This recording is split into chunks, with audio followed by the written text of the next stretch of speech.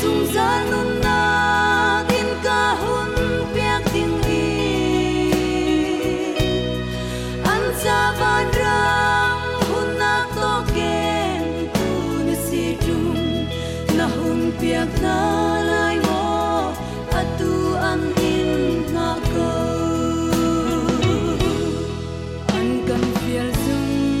tu boy pani kal uti nol pe kan si rian chuan ting atam hi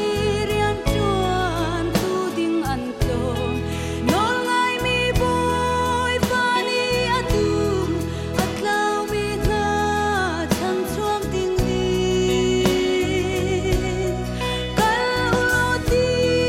fiel mi sul hi ama sul du mi kha boy pani akol nga kan som panin khar on tu a sung za nun na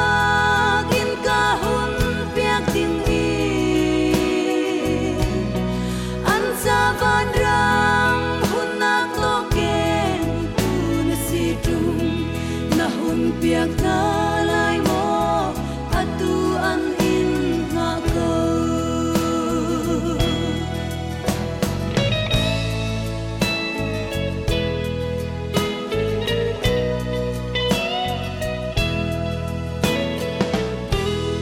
thom thabia hi nun sik pi chia re ding in an kan ti lo man lo in nan hu man lo in pe u ati man se fa le shin thar fian lo ti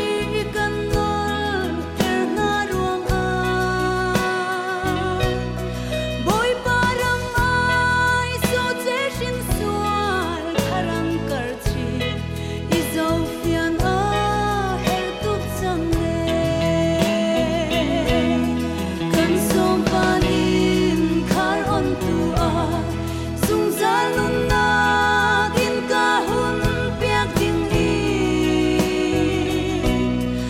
an sa van rang hun nak to ken tu na si tum na hun piak na